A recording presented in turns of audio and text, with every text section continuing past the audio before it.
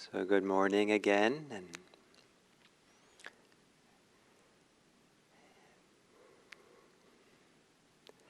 so I'd like to talk about two principles for practice that can really allow this Buddhist practice or mindfulness practice to develop or to grow in ways that they can be done so that it's how we live our daily life even that supports the growth of the practice. So I spent 10 years of my life living in kind of Buddhist monastic settings. Very important times for me. I mention it now because I want to say that during those 10 years, I didn't study Buddhism much. And I didn't change, grow, or develop in the practice much through study. That the primary benefits that came from those years came from my doing, what I did. The activities of certainly meditation, but the activities of monastic life. And having that ability in monastic life to kind of approach all things that I did throughout the day, being reminded throughout the day that I was doing this in a dharmic way, doing this mindfully and with presence. So that it was in the activities of doing that something began opening, releasing, freeing, growing inside of me. And so doing rather than studying, learning by doing. And there were two things that I learned that really made this doing of practice in everyday life, really gave it power or really added value to it. And it has to do with how we do things. And so these two things are to do one thing at a time and to practice with consistency, with constancy. So to do one thing at a time, the kind of a representative of this for me was I was practicing in a monastery in Japan, and one of the more senior monks was in the kitchen chopping vegetables one evening, and I had a question, I had something I wanted to ask him. I don't think it was particularly important. So he was there with a knife chopping vegetables at the cutting table. And I went over and asked him my question. And he put the knife down, looked up from the vegetables, and just answered me directly, fully. He was fully there to answer me. And when he finished, he picked up the knife and continued chopping. And I asked another question. And he put the knife down, turned to me, and was there, fully there to answer my question. He wasn't going to do two things at a time. He wasn't going to chop and talk. He was going to just be there to answer me. So that was nice. He finished and again started chopping. And so I asked again. I hadn't really noticed what he was doing, what was happening. I just was more interested in the conversation, I guess. So the third time he put down his knife and he said to me, "Gil-san, I'm here to chop the vegetables, maybe for tomorrow's meal, and I can't really do my work if you keep asking me questions," because he was only going to do one thing at a time. And so then I understood what he was doing. I understood that he, was doing one thing, and if he was going to talk to me, he was going to talk to me, but if he was going to chop, he was going to chop. And what I was talking about was not that important, and the chopping was, in a sense, I don't know if it was important or not, but exactly in that moment. But the important thing for him was he was there to practice. And for practice for him meant to be fully there for the activity and not to be split. And I was kind of splitting him away from his job. And so this idea of really kind of being present for what we did and I also learned a lot of that for myself when I was in the kitchen at the monastery working, and I'd never really worked in a kitchen before, so it was all kind of new. Learning to chop was new, and there was certain skills of chopping and cooking, all kinds of things. But when I first came in the kitchen, I think I wasn't really that interested in being a cook or cooking, and chopping 5 gallons of onions or carrots was not my idea of a good time. And but I was there to before I got into the kitchen, I picked up a spiritual book, and on a bookshelf in a bookstore, and I opened it at random to see what it said, and read the sentence that something like, "The problems most people have is not participating fully with what they're doing." And I kind of thought that was, and I closed the book, and that kind of rung in my mind. That's one sentence stuck with me for a long time. And so when I was working in the kitchen, it was still there, the sentence. The problem we have is not participating fully. So I started paying attention to this, and I noticed that I wasn't fully there with the carrots. I was, physically, I noticed in my body that I was actually half turned towards the door, as if I really wanted to leave. And I was not really wholehearted about it. It was like I was kind of putting up with it. And so I noticed this about myself. So then I practiced turning back to just be with the carrots and just fully be chopping carrots. And not too long afterwards, I'd find my body would turn away again, and my mind would drift off, and there was other things I had in mind. And this was kind of boring, just do carrots. And I came back to the carrots. And so those carrots became my teacher. The vegetables became my teacher. And I learned so much about myself. And I learned about turning back and just doing one thing at a time. And just being fully there for that. And with time, I learned to enjoy quite a bit chopping vegetables. But it wasn't so much the vegetables, maybe, but what I enjoyed was the wholeheartedness of just being with the vegetables, just chopping, just this activity. And this giving myself over fully to one activity and not being distracted, not being split, not being resentful, or not being kind of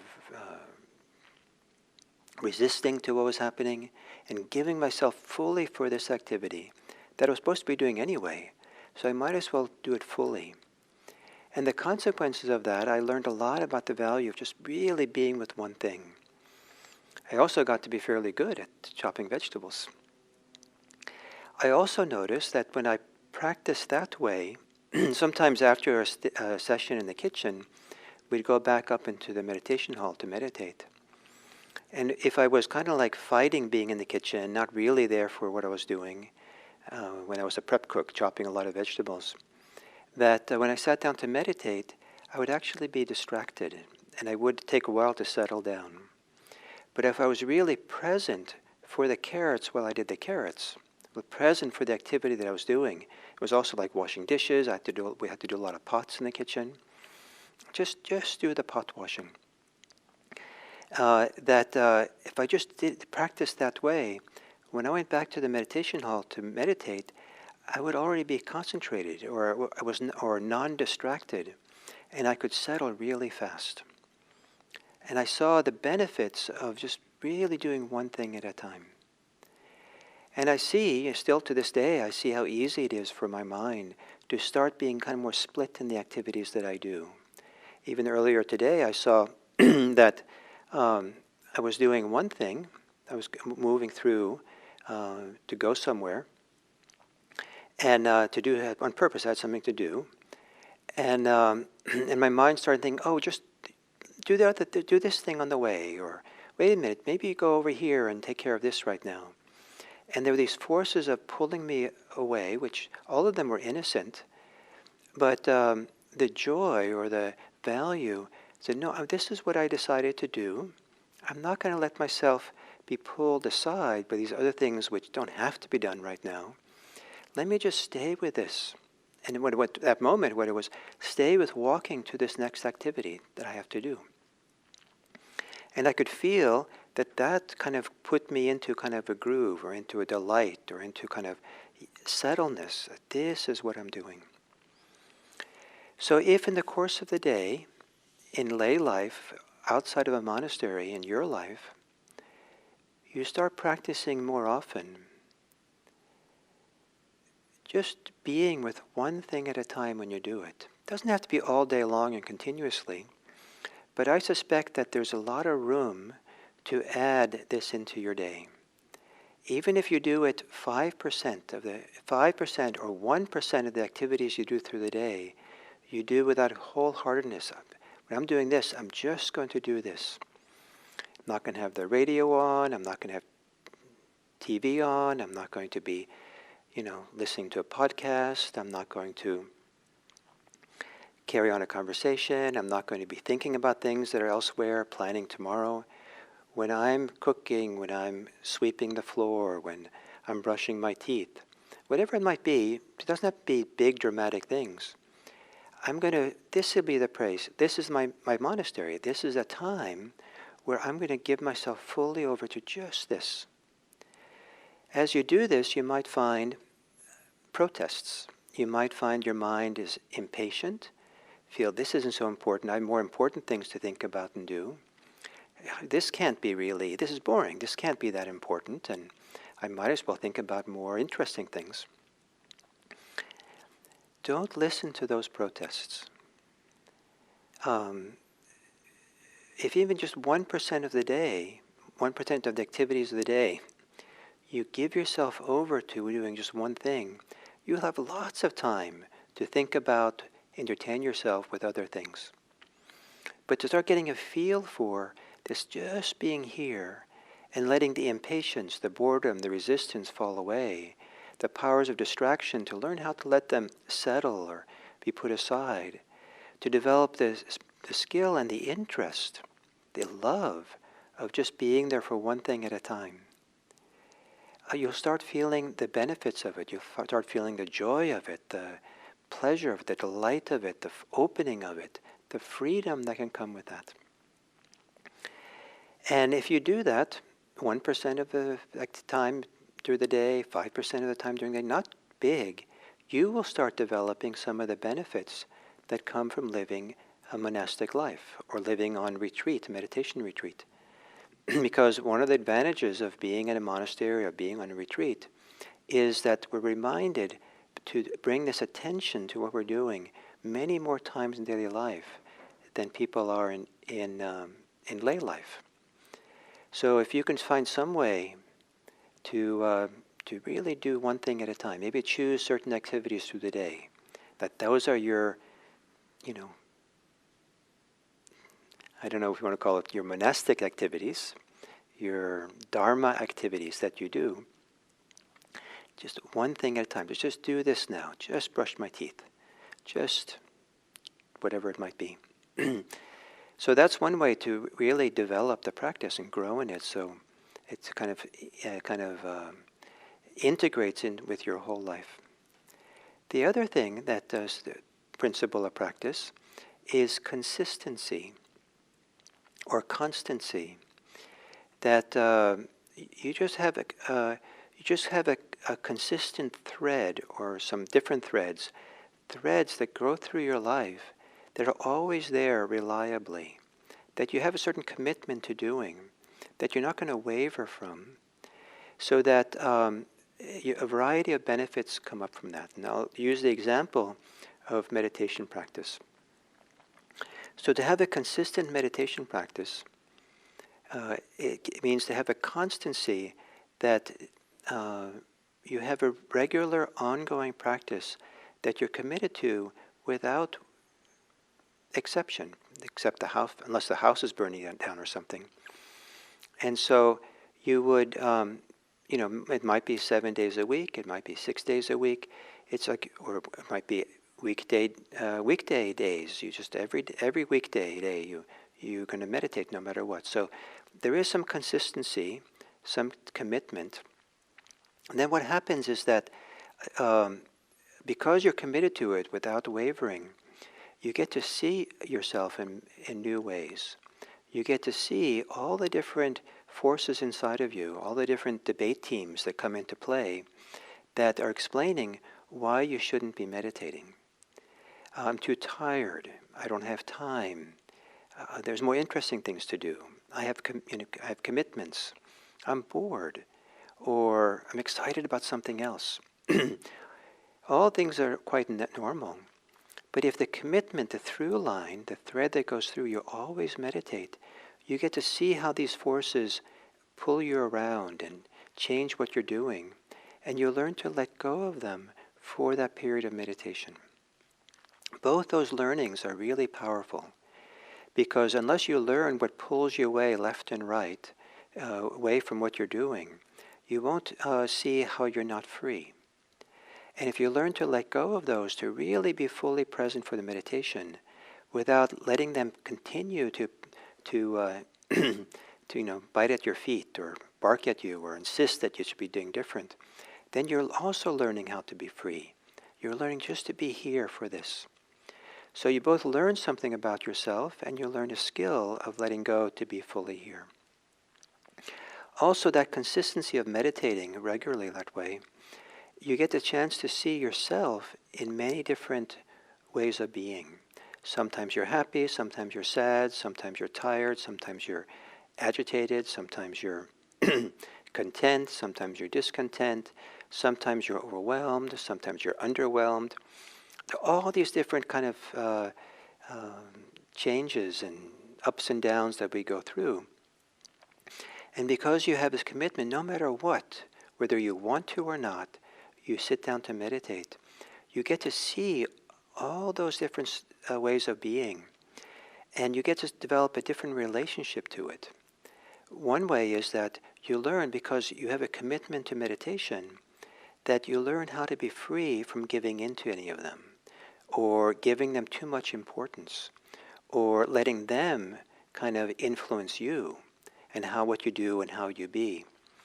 Also learn to be more equanimous around them, or more relaxed around them, because you learn, well, as important as they are, they're not that important compared to during this half an hour, this period of meditation. I'm just going to do my meditation. And also because of the regularity of meditation, you see these things come and go, come and go. One of the, I think, characteristics for many of us is that whatever we're thinking in the moment, whatever we're feeling in the moment, we can lose perspective of the spectrum, the range of what's happening in our life, the times, all the comings and goings, and the activity, the thoughts, the feelings of the moment can seem like the most important thing. And but if you just have this through line through your life of meditation, and you see these things come and go. One day you're happy, one day you're sad, one day you're irritated, another day you're bored.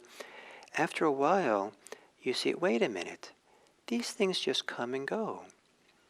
I don't have to take them as so absolute or give so much authority to them or invest myself in them. They're just like the weather that's coming through. And I don't have to be upset about the weather or get involved in the weather. I can just sit here in the shelter of my meditation and let the weather kind of do what it does. And so we learn to take things less personally, less reactively. And so we start becoming freer and freer and less caught by the ups and downs of our life. So this through line of one thing, like meditating every day, can apply to this first principle, just one thing at a time. So maybe some of the things that you do through the day, I'm just going to brush my teeth. I'm just going to sweep the kitchen floor. And whenever you do that,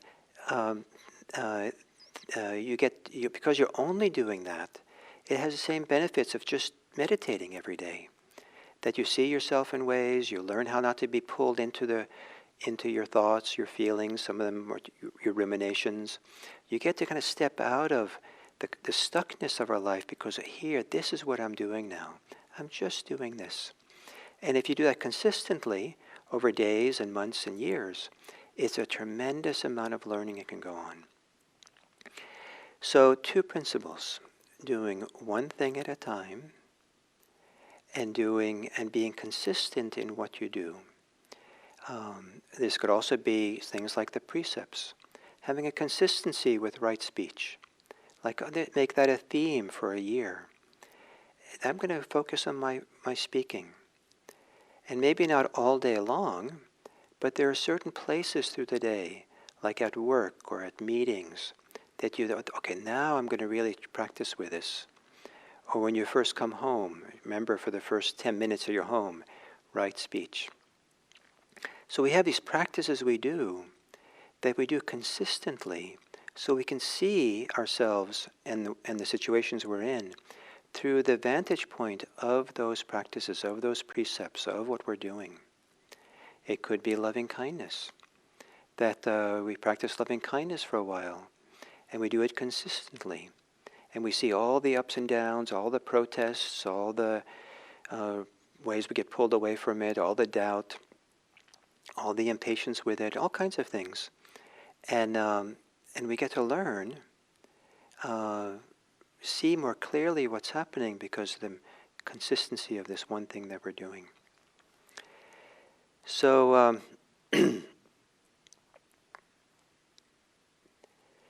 so I offer these, and I had this thought when I was thinking about these topics for the talk, that a Sunday morning talk is like really important. That's like a really showcase time for teaching the Dharma. And I have to really kind of come and show up with something profound and big. And just talking about one thing at a time and consistency is just like a small thing. And, not so weighty or serious or important or something like that. So that thought went through my mind for a moment, something like that. And I thought to myself, no, Gil. It might seem that way, but that's a mirage. That's a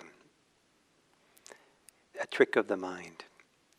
That this is actually hugely important Dharma topic, hugely valuable in our lives.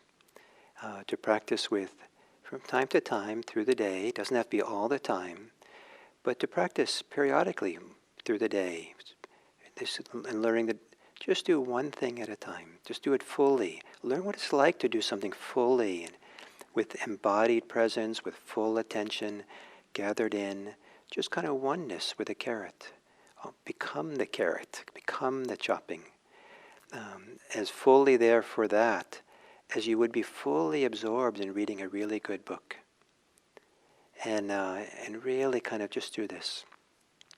And consistency. Keep it up. Keep doing the practice, day in and day out. Just keep that going. And I'll finally end with, I think, hopefully a little inspiration around consistency. Consistency of small steps of mindfulness, small movements of practice throughout the day. You pick it up and come back. Is that if you take make two lines that go off parallel for infinity. They will never get, because they're parallel, never get further away or closer together. They'll just be real parallel. But if you take one of them and just gently nudge it in one direction, it can be just barely perceptible.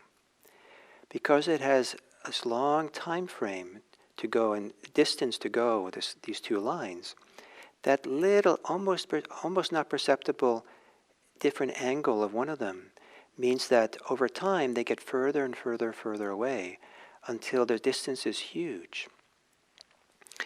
So there are two different lines for you, the trajectory of your life. There's the way you're going without practice, and the way you're going with doing practice of mindfulness and Buddhist practice. And if you can just nudge, and if the practice one to be a little bit more, just give yourself a little bit more fully to it. You might not feel the difference today and tomorrow, next week, or even next month. But eventually the line will go off more and more and more. And the difference between just living your life as you normally do and living your life with practice eventually you'll see, wow, this has become really two different things. And you're so glad that you nudged yourself more and more in the direction of practice. So even if you nudge yourself to do one thing at a time more often and being more consistent, the line towards freedom will grow. So thank you all very much, and very nice to be able to share this with you.